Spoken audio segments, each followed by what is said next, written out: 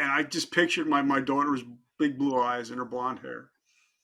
And at that moment is when today I decided that I didn't want to be a statistic. Richard, welcome to the show. Thank you so much, my brother. I'm so grateful for your friendship all these years. Uh, since we've connected online, through the social medias and LinkedIn, all that kind of stuff, I feel like, I feel like I know you, but there's so much to Richard Kaufman that even just going, like doing some of the preparations for this call that I was uncovering, and you are a very busy guy. I try to stay busy. That all I do is what I do is I'm a full time podcaster, author, speaker, host. So that's all I do. So after I got medically retired, I had to find another mission. Well, you're definitely a man on a mission. Yeah, you're also an entrepreneur. Did you still do? You still have GNC franchise? No, now I'm just 100%. I'm podcasting.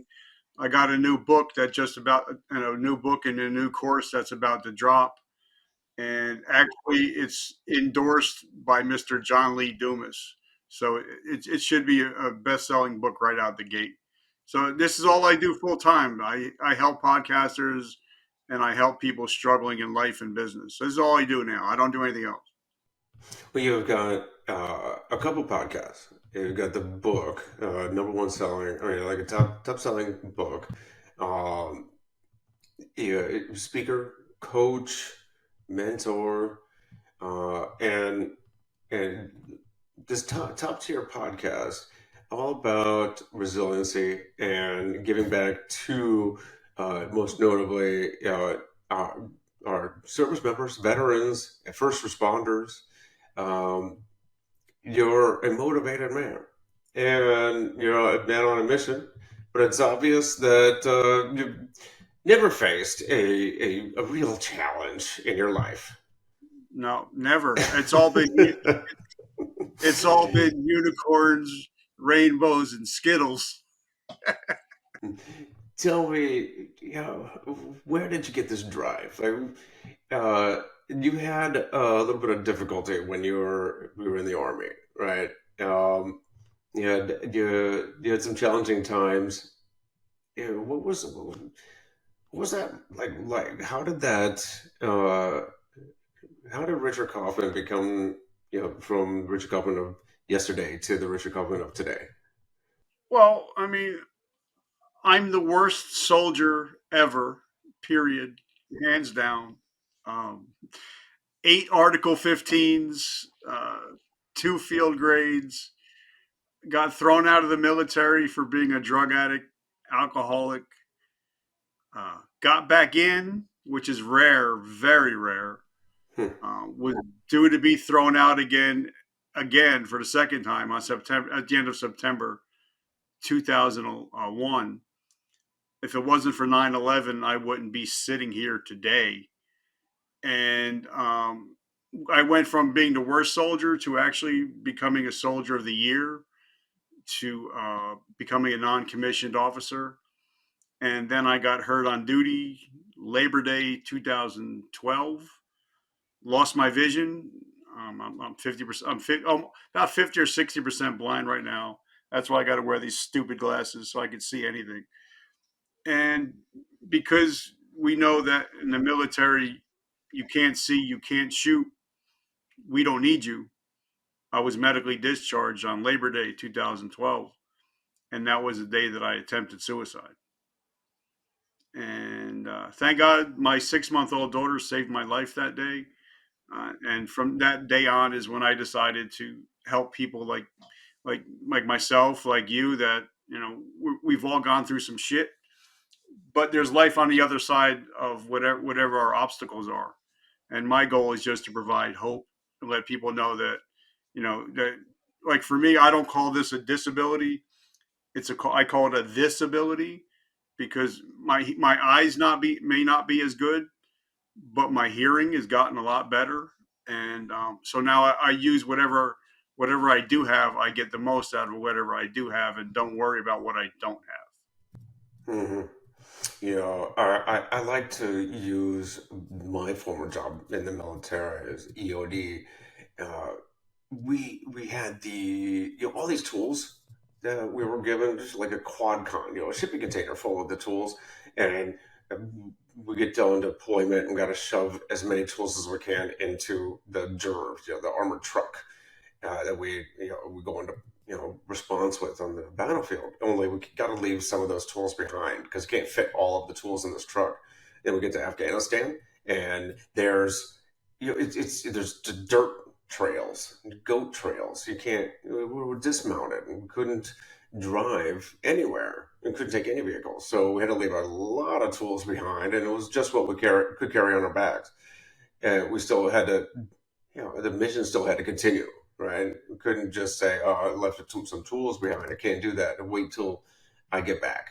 No, you're on mission. You're on deployment. You just do what you can with what you got.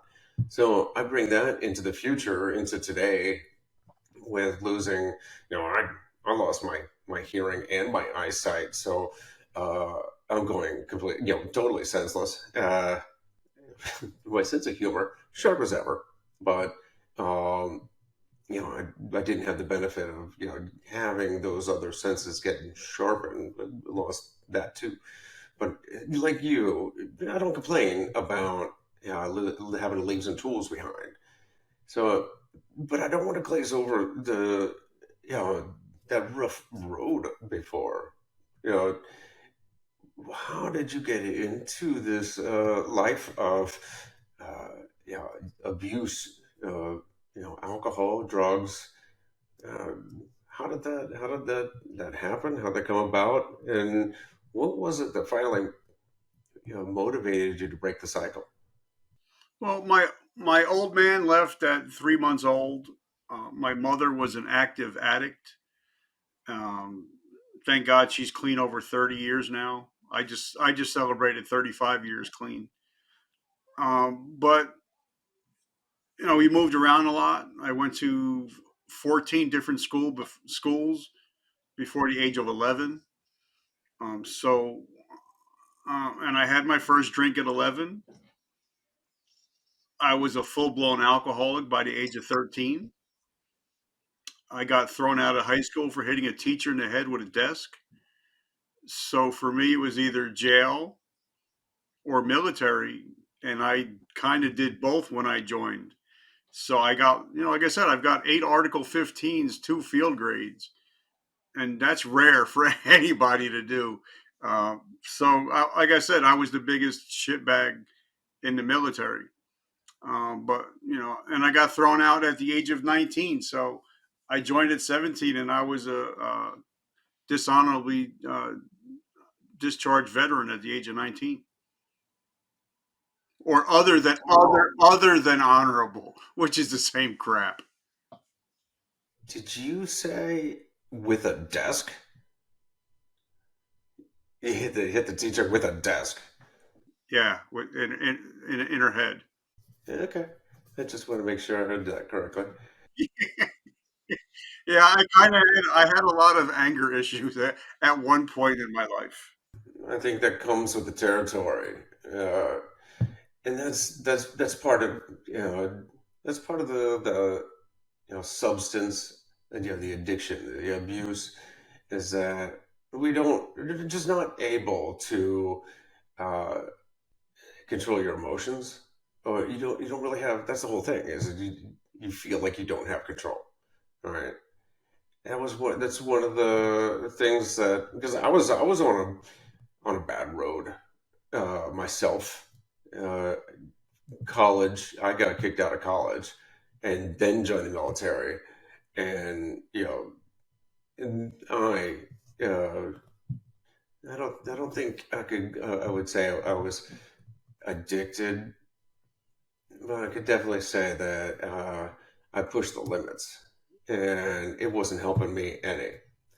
But one thing I can tell between the difference between then and now is that I felt like uh, I was just caught by circumstance. This was my station. This is where I belonged, and there was no way out of it. Yeah, that healthy, happy, successful life was meant for somebody else. Right?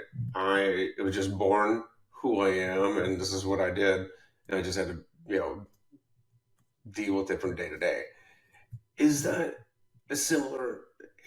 Did you feel like you know the alcohol was a way to escape, and and how did you take charge of like what was that moment when say you realized that uh, you had the power to decide, you actually do have control over you? Well, the reason I liked alcohol, like I said, I had my first drink on New Year's Eve when I was 11 years old, and my attitude changed. Where instead of me being so depressed and so angry, I can be outgoing, I can be gregarious, I can be somebody else. So I went from being Richard to being Rick.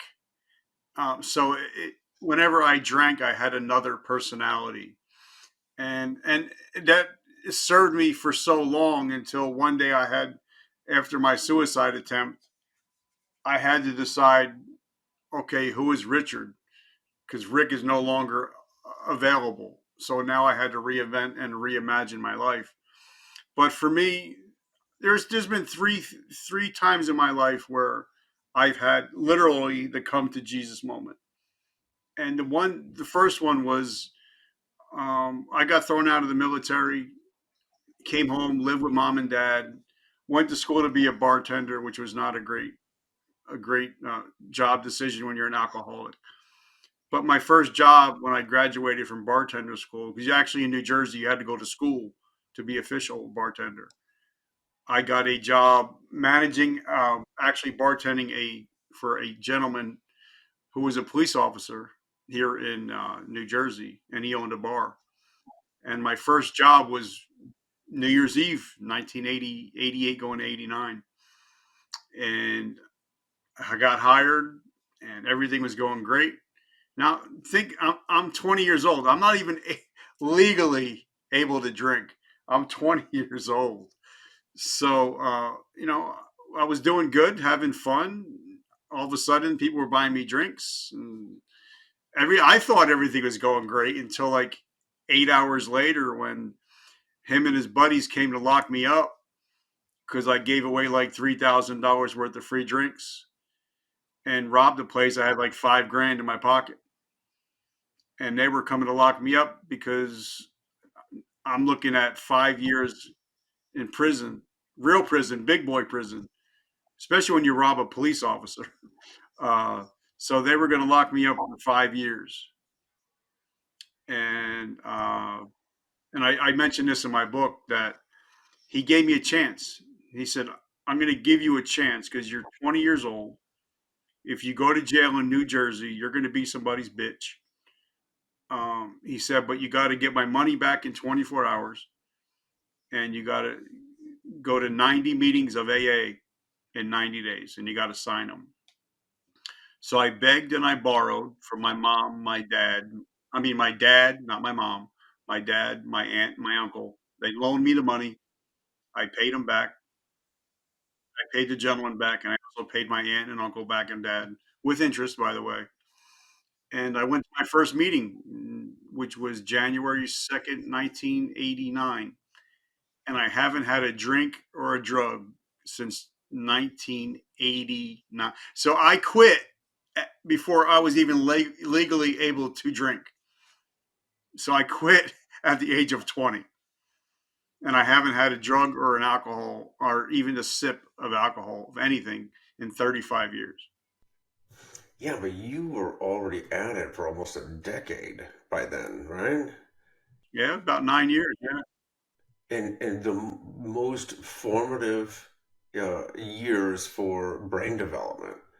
I, what that could have done and what a grip that must have had on you. It's that's a testament to your strength is to be able to quit and stick to it for so long. So congratulations. Uh, I mean, I still have to, like, me and my wife, we've been dating since we were in high school. So even if I go out to dinner and I order a Diet Coke, she still has to taste everything that I put in my mouth. When she cooks at home, she can't use vanilla extract. I can't use certain scope. Like there's certain mouthwashes I can't use. There's certain oil and vinegars that I can't use. So I'm very cognizant of everything that goes into my body because I don't want to go back to day one. I don't want to start all over again. So I'm just very, I worry about everything that touches my lips. so it's not so much a can't. It's more like a won't, like an orthodoxy. Uh, you absolutely cut out entirely every form of alcohol, even uh, the things that might be an ingredient in something else. Okay. Uh, You know what it is? Because my mantra is I drink, I die. Next, there is, if I have one drink, I'm not coming back. And if I look over to my left, we have a whole refrigerator full of beer, wine, liquor. It's just not for me. And I know that, like, I don't cheat on my wife. So it's not even an option. So, that's one of my non negotiables. I don't drink, I don't fool around. So if people have non negotiables in their life, then it's a lot easier to say, okay, I just don't drink. It's not an issue. But if you fool around with it and want to play with it, then it becomes an issue. I'll even, if you come to my house, I will pour you drinks. I'll get you beers. I'll even make your drinks for you. It's just not for me. And, because I see a lot of people when they get sober, oh, they look it down on everybody. Like, no, I had my chance. I blew it. So it's not for me anymore. what has that decision, that one decision to uh, excise alcohol from your life, done for?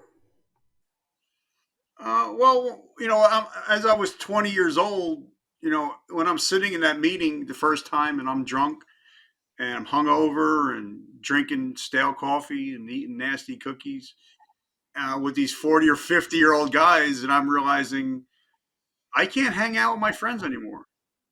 I can't do the things I used to do. But then as I sat and listened to their stories, and I'm like, well, they're telling my stories. So maybe I'm home. And so for me, it was having to decide what else am I going to do with my life if I'm not drinking. And so for me, it became working out. I became a gym rat. I and we didn't talk about it, but I'm only a ninth grade dropout. I didn't even finish ninth grade. When you hit a teacher with a desk, they don't let you finish. Uh, but I've read over 6,000 books. I have 18 books going right now and two audio books. So I became addicted to learning because I still have the addictive personality. So now I just transferred it into learning and now, to being the best podcaster in the world. So that's what my new addiction is. I'm still competing, but it's just doing more positive stuff than negative stuff. It's interesting you put it like that. Your new addiction. It's like you latch on to something.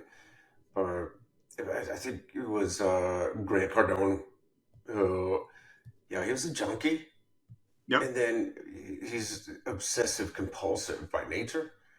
So he just turned to sales, and then it was, real estate, and that he obsessed about. And he's scary how intense that guy is. But he took that addictive personality and turned it to his advantage and to the advantage of others. And it looks like that's what you're doing. You're taking this addictive or obsessive nature, uh, and you using it for good. Well, I hated Grant Cardone. I couldn't stand Grant Cardone's gut until I watched one of his interviews. I forget who it was with. It might have been with Ed Milet, I think. and he talked about the addiction and him being homeless. And then I was like, okay, I get it. I understand. So I went out and bought his book. I think it's called 10X. And one thing I took from that book is everything that happened in my life from that point on, from the minute I read that book, was everything is my fault. Whether I succeed or if I fail, it's all on me. I can't blame my mama, my daddy, my grandma, the military, the PTSD, the blindness. I can't blame anything on my now, because whatever happened, well, now it's my fault. It may not be my fault what happens to me, but how I react, that's 100% my fault. And I think that once you take 100% responsibility of your life and stop blaming others and blaming the past for your future, I think that's when you start to win. You know, I think that's the epidemic today is the victimhood, right? We're always looking for a really good excuse for our own behaviors, our own decisions, our own actions, right? It wasn't me, it was the drink. Who put the drink in your hand? Who put it down your throat? Right? Well, I did, but it's because I have a history of drinking in my family. It was inevitable. It was just the path I was on, and we are once we realize that if we are in control of our own decisions, we have that power. We're driving in the we with our hands on the wheel, and we get to steer. That's when we realize how much power we have in our own lives. But unfortunately, there's not enough people out there that are really realizing that they have that power. And I think that's the epidemic. Well, the thing is, if you want to know what you're going to be doing what your life is going to be like 5 years ago, I mean, 5 years from now, it's going to be what you're doing right this moment. That's going to dictate your future. Like I can either be hanging out doing something dumb, or I could be hanging out with Aaron Hale on his amazing podcast. I can either go buy my wife flowers, I can go, treat her good, or I can treat her bad, and I'm going to be like the other 86% of the people of the population that are getting divorced. So whatever I do today, this moment, is what's going to dictate my 5 years from now. I just heard it. I think it was on Travis Chappell's show with oh, there's a guy from Jackass. Um, anyways, yeah, I think it was Travis that said, when we're born, we look like our parents. When we die, we look like our decisions, and I love that. Uh, Wow, yeah, that stuck in my head. that's But yeah, that's deep. That's deep. when you decided to become this author, coach, what was the motivation there? Podcasting and trying to help others get through the challenges, PTSD, anxiety, depression that brought on by uh, a life of intense work. Tell me about that.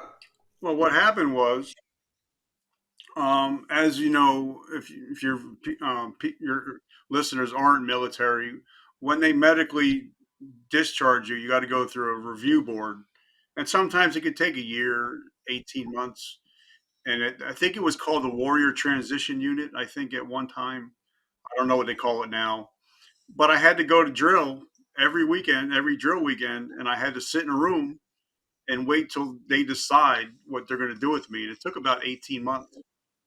So the first weekend I got there, I was like everybody else. I was playing cards and chess and all that stuff. And then I'm like, I can't do this. I'm like, I don't have it in me. So I started bringing books. And I think the first book that I brought was Rich Dad Poor Dad by Robert Kiyosaki and Sharon Lechter. And I've had them on the show. Uh, but then I started getting more into personal development, and I started listening to Tony Robbins. And then I was searching YouTube when it first started, and I was a guy named Gary Vaynerchuk, Gary V. And I got addicted. I became addicted to everything Gary V. And I didn't drink, but I was watching his wine show. I just liked his personality, his fire. And then when I realized that his father's liquor store is 20 minutes from my house, is when I actually called his father up saying I was Rich from GNC. When is Gary going to be there? Because I'd love to, meet up and talk business. So I actually got a meeting with Gary, and we sat down about 20 or 30 minutes, and he's the one that told me I needed to start a podcast. I needed to write a book because I told him my backstory. And actually, if you look at some of his old videos, he actually has my Wounded Warrior hat hanging up in his office. You can see it on camera sometimes.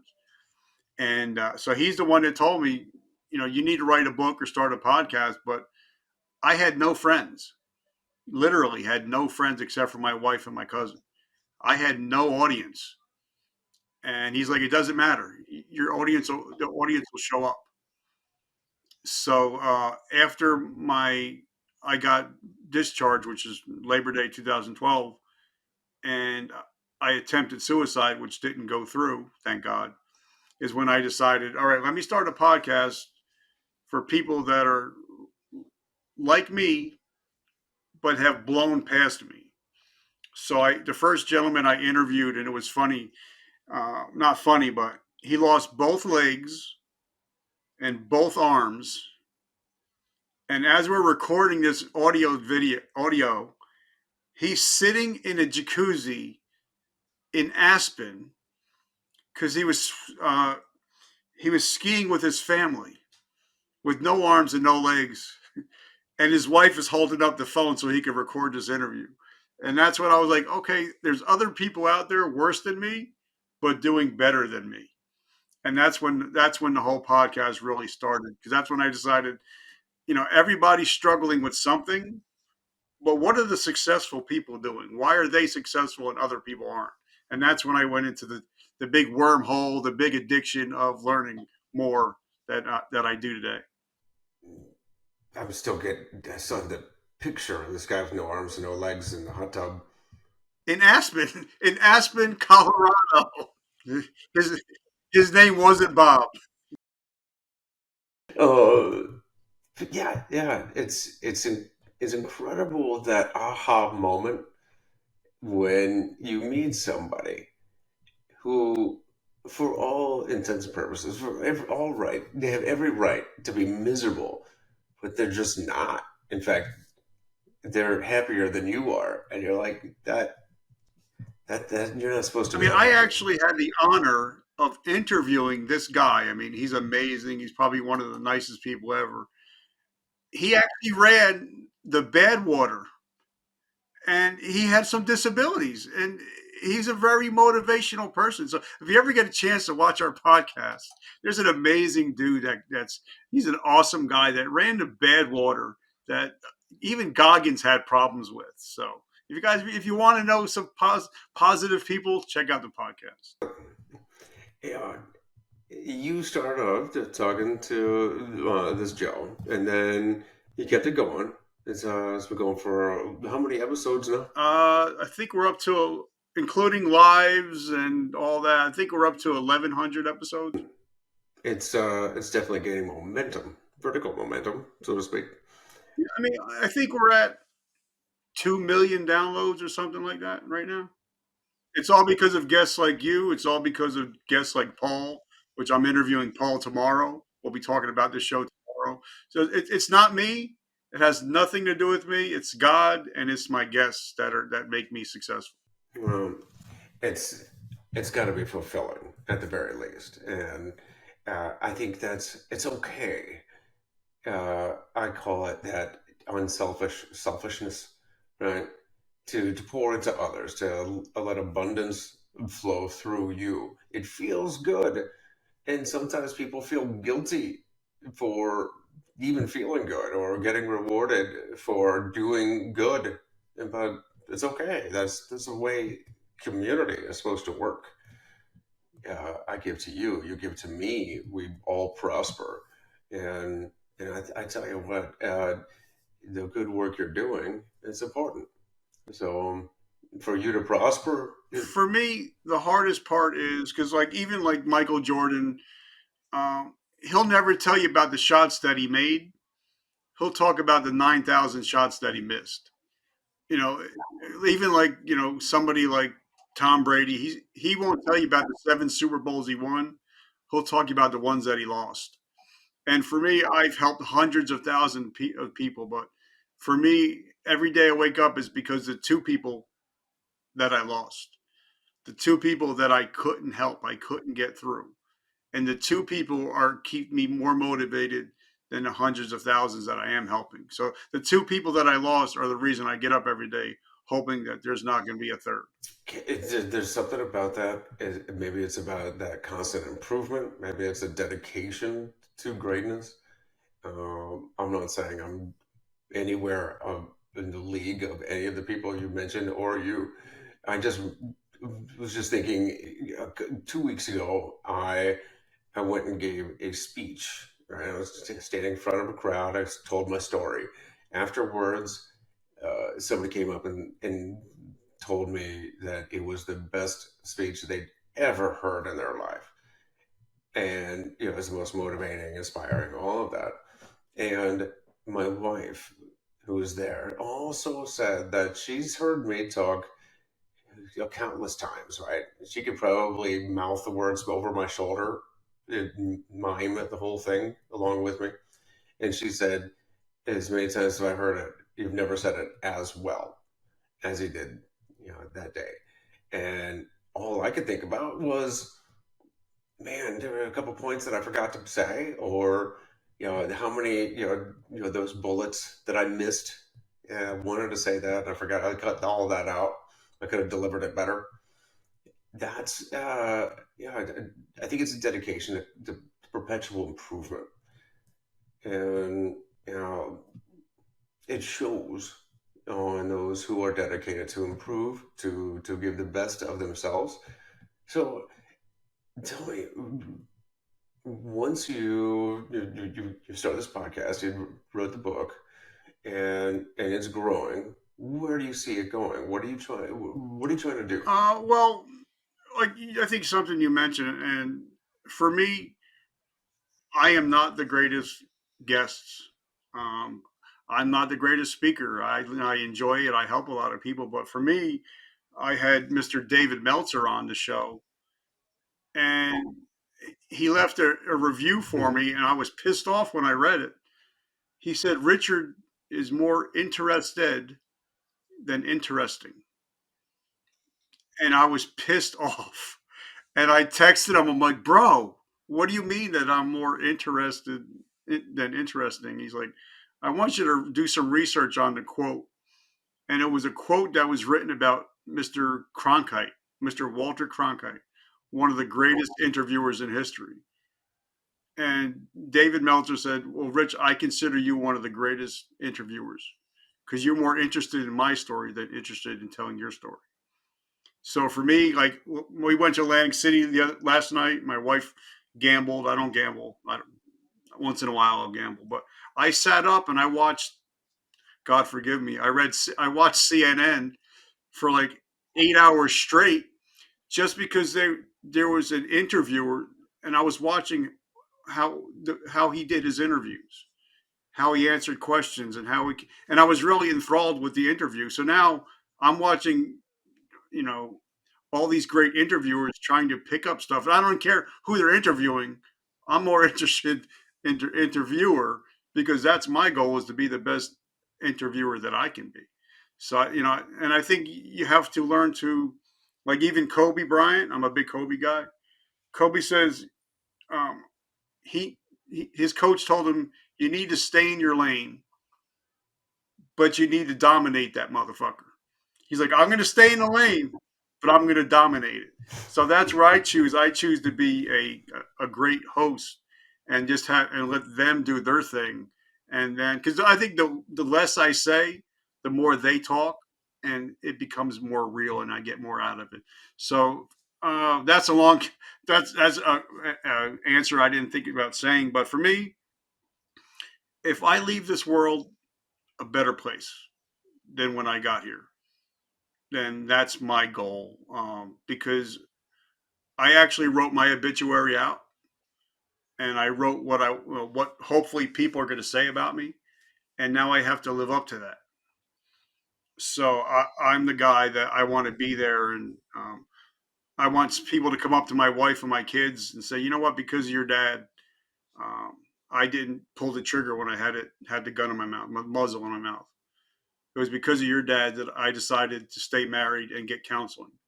So for me, it's all about something that Gary told me. The last thing I said, Gary, give me a nugget before I leave here that'll change my life. He said, Rich, your legacy will always be more valuable than your currency. So for me, everything I do is for legacy now. It has nothing to do with currency. Money will come, but if you're not making an impact, like somebody's title above, if you're not making an impact, then what are we really doing here on this earth? It's like, well, first, you're looking for tips on improvement from CNN. Well, just the watching the guy, his because I mean, honestly, I'm not a big CNN guy, but they have the best documentaries. And if you love documentaries, I'm a documentary guy. I'll watch a documentary being made about a documentary being made. So if you like watching documentaries, they're great. As far as the news goes, no. But as far as this one guy, and I wish I would have wrote his name down, I was enthralled for 8 hours just watching him interview people. And he wasn't dogging people because he was interviewing Republicans, Democrats, business owners, and he was just going about it the right way where he made them feel comfortable and wasn't dogging them out and getting the information that he wanted while using empathy, which I'm a big empathy guy. And I think if you're going to be a great interviewer, you need to have a lot of empathy and you need to listen. So it's not about steering conversation for towards the answers you want. It's trying to follow the lead and the subject who trying to dig out the best from the person you're asking the questions and uh, yeah, using empathy, of course. So you're studying, you're using, you know, you've got some great role models. You're listening to David Meltzer, Gary Vee, even CNN, and you're trying to find, the best way to be uh, the best podcaster you can be, the best interviewer you can be. Uh, who are you aiming for? Who's your avatar? What's their audience? And well, because John Lee Dumas, who actually wrote the endorsement and the back cover of my new book, he's my mentor. And when we sat down, we came because he told me that if you want to find your perfect avatar, you have to go an inch wide but a mile deep. So I found that my perfect avatar is a 45-year-old male, father of three, veteran, brand new business owner. And his name is Craig. And I actually have a picture of my phone of some guy with his wife and three kids, and I named him Craig. So now every time I'm going on an interview, or if anytime I'm going to do my interviews, like tomorrow, I got 6 interviews. So anytime I go on, I'm actually talking to Craig.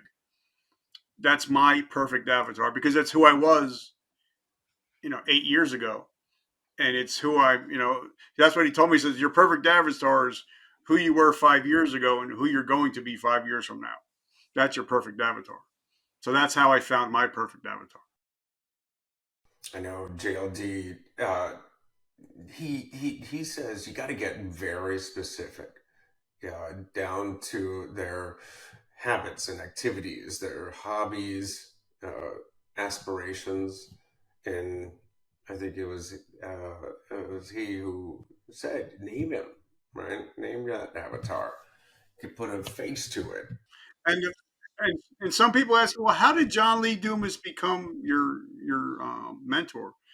And how did you get hooked up with him? And I said, well, you know John Lee Dumas. And they're like, yeah, we know Entrepreneurs on Fire and all that stuff. I'm like, because I've had him on the show before, and now he's endorsing the book.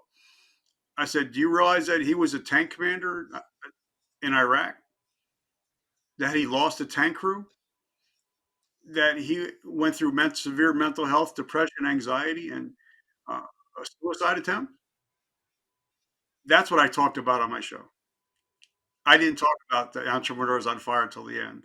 So that's how, even like when I had Sharon Lechter on from Rich Dad Poor Dad, she lost her son to, he's a member of the 22. He was a Marine.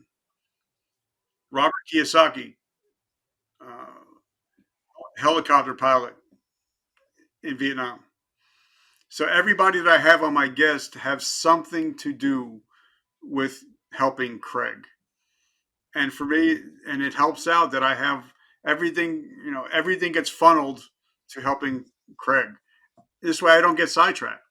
Because I think sometimes when you get sidetracked, you're like, oh, the shiny object syndrome. And for me, if it doesn't help Craig, then I'm not going to talk about it on the show. I'm guilty about that. You know, I'm the blindest guy with shiny object syndrome. I want to share everything that I think is cool, and I want to chase all the awesome things. You said you read Kiyosaki's book, Rich Dad Poor Dad. Man, that was the beginning of the end for me.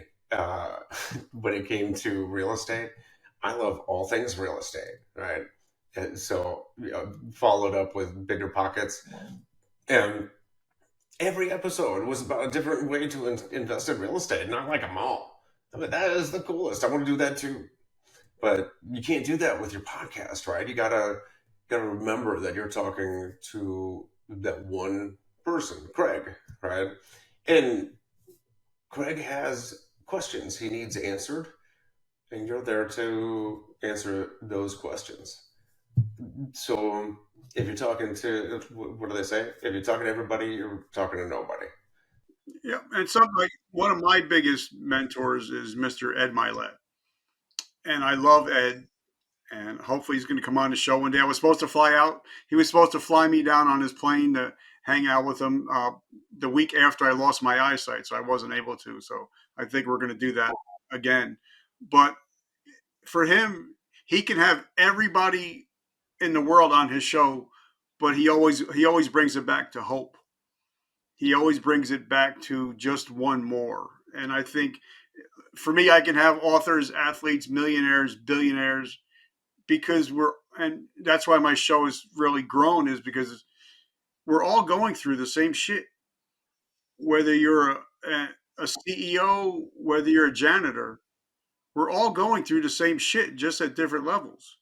So if I can have the CEO talking to Craig, and then I can have the janitor talking about what it was like to work with the CEO, they're all talking to Craig, then it all comes back to the same thing. That, like, my tagline is resilience in life and business, because a lot of people don't realize that CEOs have a very high suicide rate because they're all dealing with the same stuff, imposter syndrome.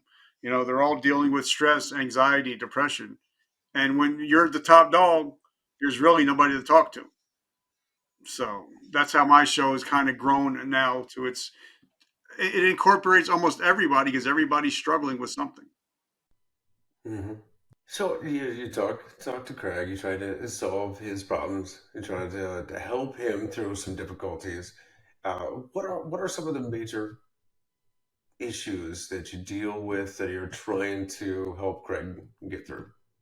That, I had General Petraeus on the show, and we were talking, and I said, sir, you train somebody 6 months, 12 months, 18 months to go to war. You don't train them to come home.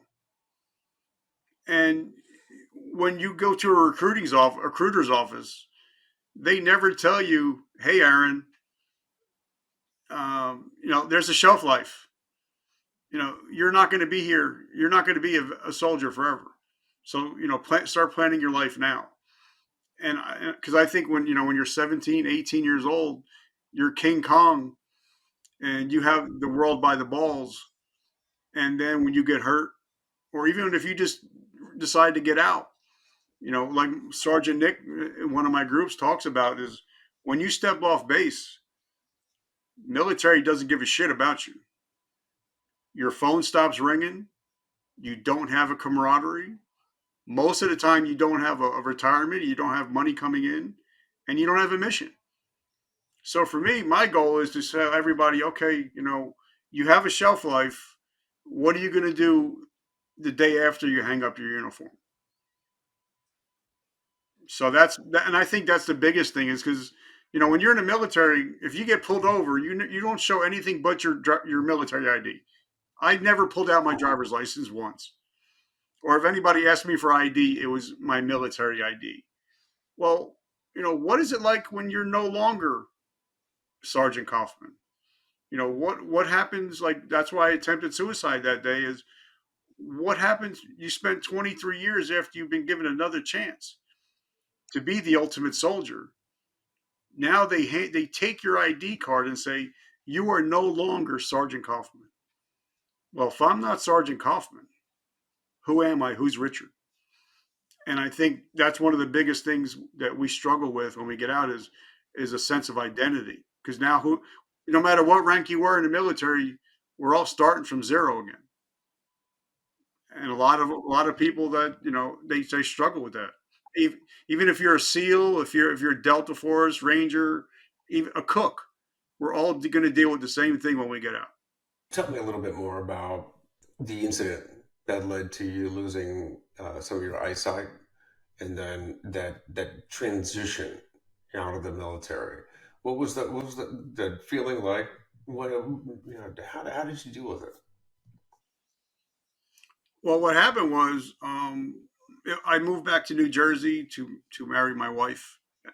We were not together for a long time, so we got married. I moved here, and my first annual training here in New Jersey National Guard, one of my vehicles broke down. Now, the vehicle I'm in, I was a convoy commander. I was in an uploaded Humvee, armored Humvee, and the vehicle broke down, so I had to pull it off the road. And now I'm a believer in God. God has plans for everybody, and I never wore my Kevlar if I didn't have to. For some reason, I had my Kevlar on that morning, and I'm backing up a young private. It was his first drill, and instead of him hitting the brakes, I guess he seen my hand and arm signal, got confused, and he gunned it and ran over the whole right side of my body and ran over my head. So I had an ocular stroke that caused me to lose lose my vision within. I lost my vision within like 4 hours. But back then, I was 27, 28. Um, I was taking stuff that I shouldn't be taking, not from GNC. Uh, I was competitive bodybuilder, power lifter, so I was jacked. So I just got up and and I shook it off. I'm like, all right, I'm good. I'm good. I'm good. Don't tell anybody. Nothing happened. I told my guys, don't tell anything. Nothing happened. I'm good. And then my vision, I lost. I was as I was driving down, I lost all my vision, and well, in one eye anyway. That's why I lost the vision in the one eye. I had an ocular stroke, and I still because I'm like I've done everything now to become the ultimate soldier. You're not sending me home. I'm going to do my 2 weeks. My guys are here. I'm going to be with them. So they're like, you can't do what you normally do. So we're going to put you in the talk. And that's where I stood for 2 weeks. I stood in the tactical operations center. And I went home and I told my wife, she's like, what? I'm like, yeah, I got ran over. I'm like, I lost my vision. It's no big deal. We'll get it operated on. And when I went to the doctors, they're like, yeah, there's no operating. You're done. You're not getting it back. And always that's when the whole depression started getting in, and that's when they told me, "Well, we can't keep you, so we're going to med board you."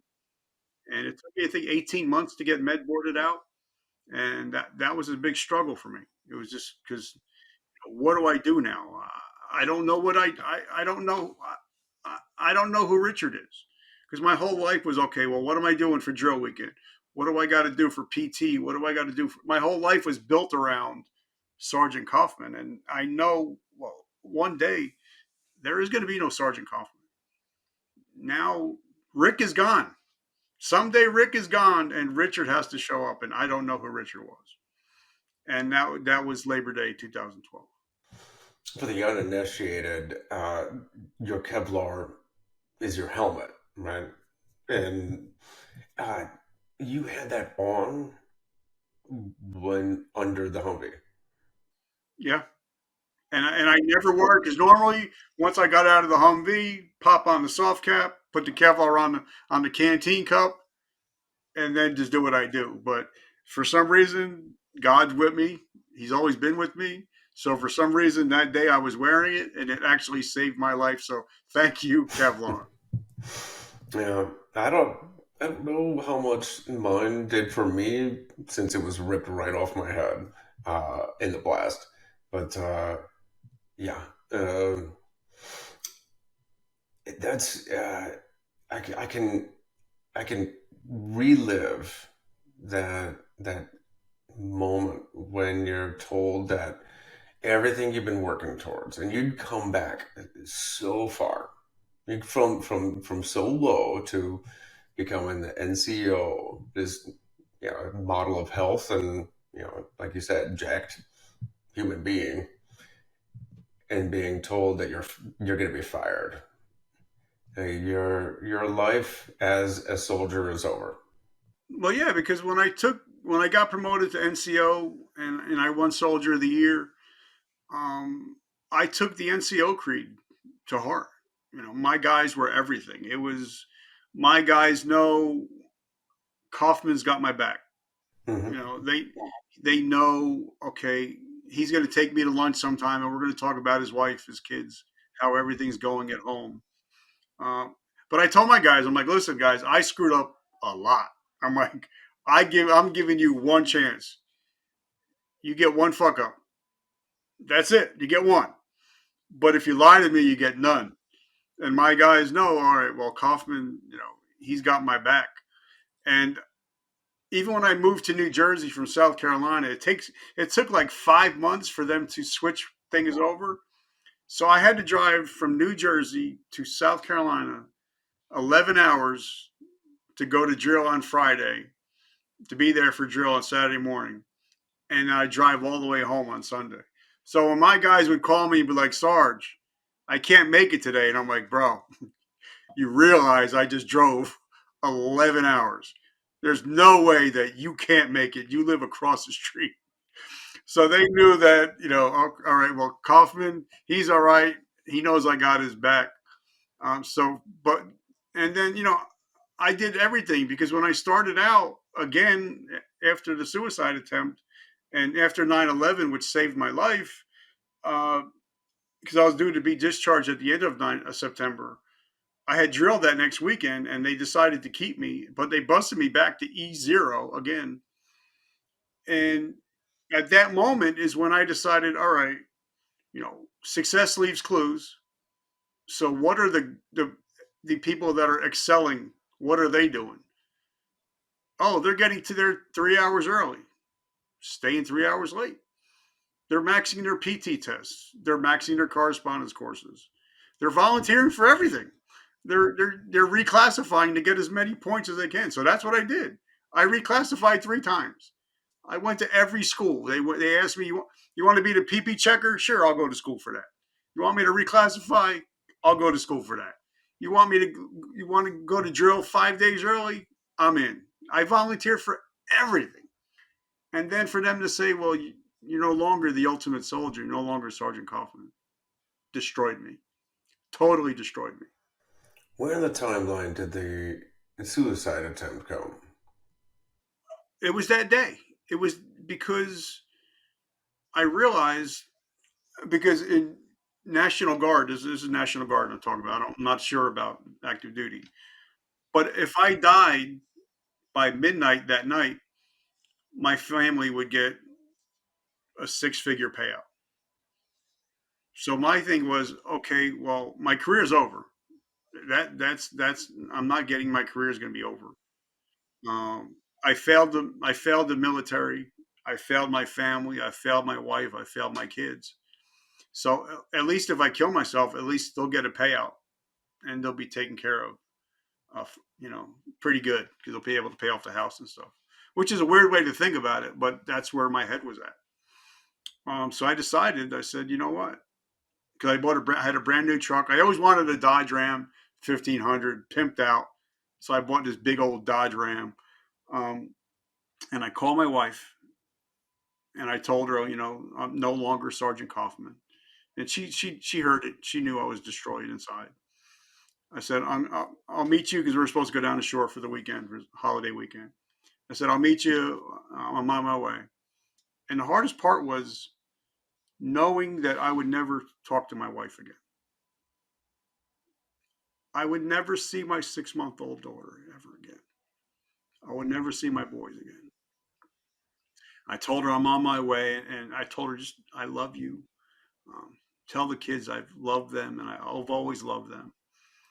And so I got in the car, and my goal was, um, I had a plan, and like Mike Tyson says, everybody got the plan until you get punched in the mouth. Um, I decided to get in the truck, get on the highway, hit 100 miles an hour, put it on cruise, uh, put put the radio on, shut my eyes, and I'm going to run off the road eventually and hit a concrete barrier. And that was the plan. That was my plan. And I did. I got the truck up to 100 miles an hour. I put the cruise control on. I closed my eyes and I could feel the truck moving and moving and moving. And then I don't know what they call them, but they're little plastic strips at the end of the highway where you click, click, click, click, click, so you know if you're running off the road or not. And I heard it. I heard click, click, click. So I knew that okay, I'm seconds here. I'm seconds away from death. And like I said, my eyes were shut. And I'm a hard rock guy. I'm a heavy metal dude. And for some reason, I put country on, which I don't know why. Um, but as I'm listening to the music, a song by George Strait came on, and it was called "I Saw God Today," and it was about a man seeing his daughter born and watching her from the glass from the other side. And I just pictured my daughter's big blue eyes and her blonde hair. And at that moment is when today I decided that I didn't want to be a statistic. I didn't want to be dead on the side of the road. I wanted to be a husband, a father. And I jerked the car on, onto the side and I stopped. I called my wife. I said, I told her the story and she was pissed off, obviously. Uh, and I said, honey, if I don't get help this weekend, I'm probably going to go home and blow my brains out. She said, don't worry, honey. She said, I got your back. She said, I can't get you help, can't get you to the VA until Tuesday morning, but we got you. Just stay close to me for this weekend. And that Tuesday morning was my first therapy appointment. And I've been seeing the same therapist for the last 12 years now. So that's when my life started to really take off, having to reimagine and reinvent who Richard is. She was pissed because you were about to do that in your new Ram. You're gonna wreck that truck. Yeah, I'm just kidding. Yeah. Yeah, I think that's what because she's probably still making payments Why'd on you it. have to do it in the new So pickup?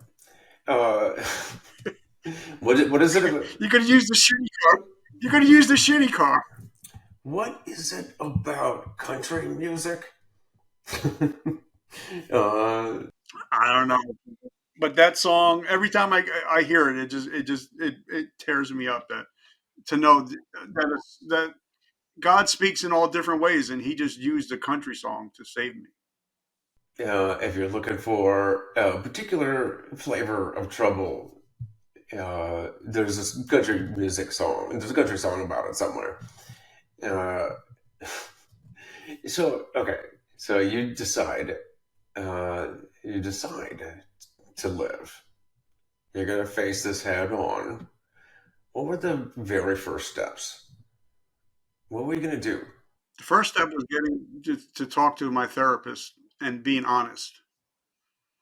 For me, I even my clients, the people that I coach, if you can't be honest with me, I can't coach you. I can't help you. You know, if you're like if somebody's trying to say, "Oh, I'm trying to get sober," but you're drinking, I can't help you.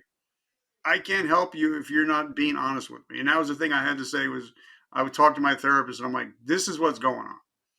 Now, whether it's not manly, it's I cry a lot, I can't sleep, I cry like a little girl, but this is what's going on because you can't help me if I don't tell you the truth.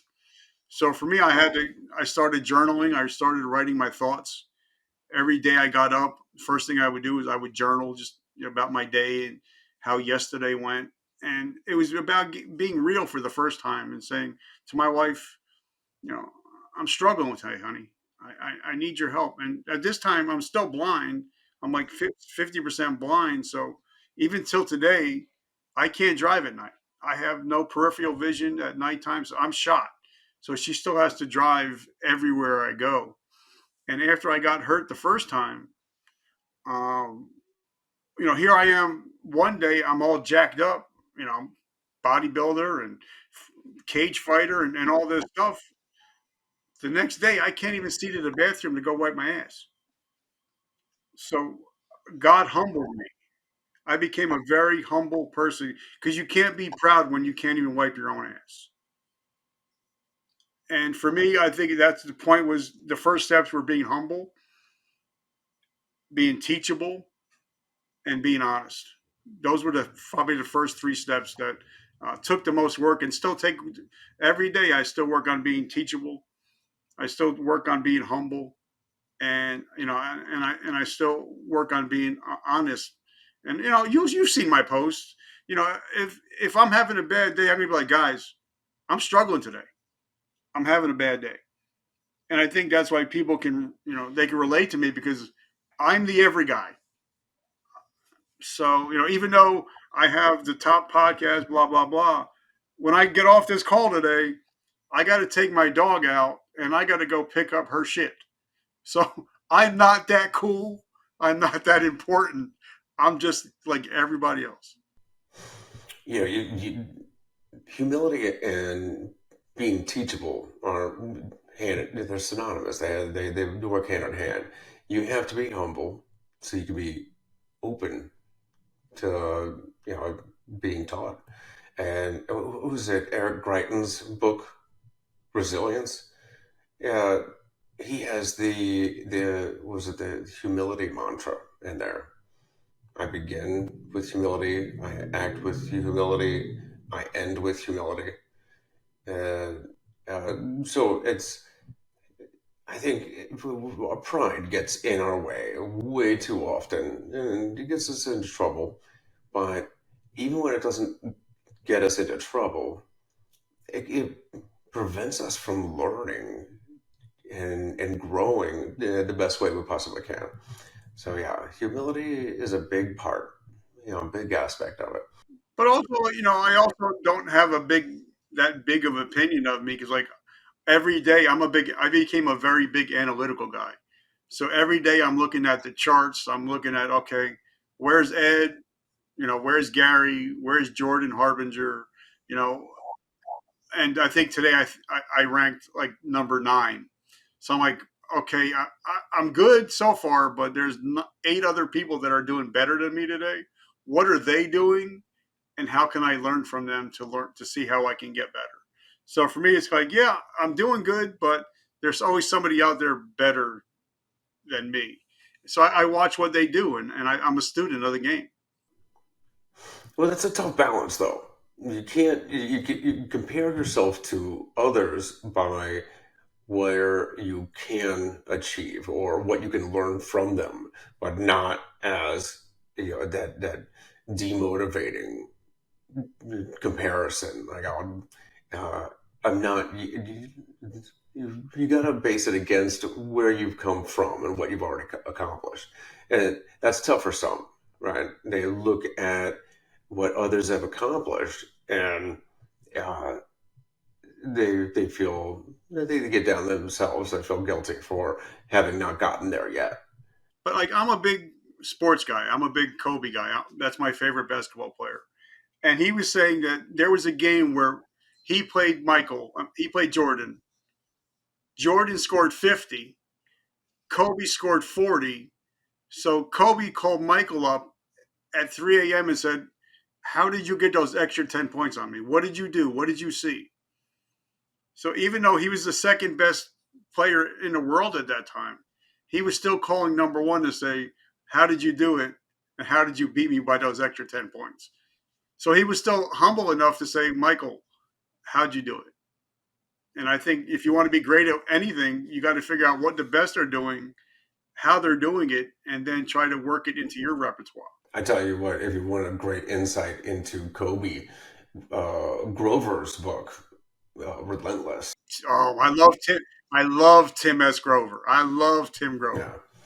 Yeah, yeah, he's got some good books. Anyways, you have you've come a long way from your low points. Yeah, coaching. You've got an incredible podcast that is just growing by leaps and bounds. You're helping Craig and so many others. What's next? Is just continue to build the podcast, the book, more books. What's on the horizon? Well, for me, I got a new book. It's in editing right now. It's called The Podcast Blueprint, and it teaches people how to go from thought to profit in 8 weeks. I teach you everything that John Lee Dumas has taught me, and I personally teach that person for 8 weeks how to go from the thought to how to actually get it profitable within 8 weeks. And they actually get work with me through either Zoom, StreamYard, phone, whatever's good. They get me in person for 8 weeks, and I teach them how everything that I've done, everything I've been taught, because I didn't come up with anything new. I haven't. I don't. I'm just teaching people what I've learned and I've actually put into use. Because you might see somebody, oh, I got a podcast book, and then you look, well, wait a minute, they only have like 100,000 downloads and no reviews. They're not profitable. They don't have any sponsors. Well, how are you going to teach me to have a purposeful, powerful, profitable podcast if you don't have one? So I'm just teaching what I've been taught, because I've spent over 50 grand on courses from John Lee Dumas, Gary Vaynerchuk, Travis Johnson, Zach Babcock. I've spent so many over 10,000 hours learning podcasting. So if I can take you, instead of having to do 10,000 hours, I can condense it for you for 8 weeks to go from thought to profit. You can't lose. So that's what I do. Is I actually teach them. I have a course, and I have the new book that's being it's in print right now, and it's actually endorsed by Mr. John Lee Dumas, because he is the teacher. Mm-hmm. I'm the student. So he says, I taught this guy, so he knows what he's talking about because I taught him. So and then so that's what I do. And if people just want to get the book when it comes out, they can just get the book. But if I've taught, if I can save, somebody can teach me. If I could have spend $1,000, could have saved me $49,000 and 10,000 hours.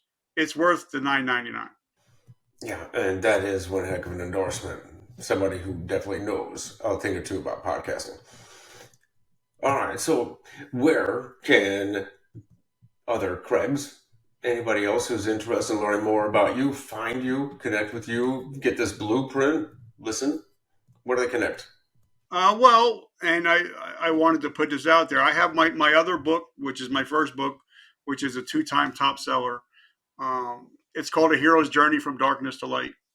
It's my story, but it's also has teaching aspects at the end of every chapter. And the last 2 chapters are, what does addiction looks like? It's not what you think it looks like. What does depression and anxiety look like? And what does suicide look like? It's not what you think it looks like. And for your audience, if they get in touch with you and send me their email, they get the book for free. They get the book for free. No strings attached. Nothing. They get the book for free just for being one of your listeners. And if somebody's looking to get better physically, mentally, spiritually, or fiscally, they get an hour coaching call with me for free. All they got to do is say, "You sent me." No charge, no strings attached, just because you've been such a friend to me that I want to give back to your audience. And they can find me anyway. We're on the first 6 pages of Google if you just Google Vertical Momentum Podcast. And I'm available on 35 social media platforms. So all you got to do is search for me, Vertical Momentum, or the Comeback Coach, or Richard Kaufman, and I'm going to show up somewhere. I do most of my damage on Facebook and LinkedIn. That's those are my two main platforms. I didn't even realize there were that many platforms, but that's awesome. Well, like when I put my podcast out that I'm dropping a one today about local SEO, it's going to go out just on Facebook, Instagram, Twitter, LinkedIn, Pinterest, Tumblr, Flickr, TikTok, and that's just 10 that go out. And then there's so many others that, because if you have a podcast and it's only on, say, Spotify and iTunes, they're not going to push it out anywhere else. Where I actually teach you to, in one click, you're able to put your podcast on 25 different listening platforms all over the world. And it's free. Richard, I really appreciate your time today. And brother, appreciate you sharing your story, what you're doing for others. It's a true gift. So thank you. Well, tomorrow your implants are going to be going off, especially when I interview Paul tomorrow. We're interviewing him, so I'm sure your implants are going to be going. Thank you, sir. Because we're going to be bragging about you, brother. We'll be bragging about you. Take care, sir. I love you, brother. Have an amazing week.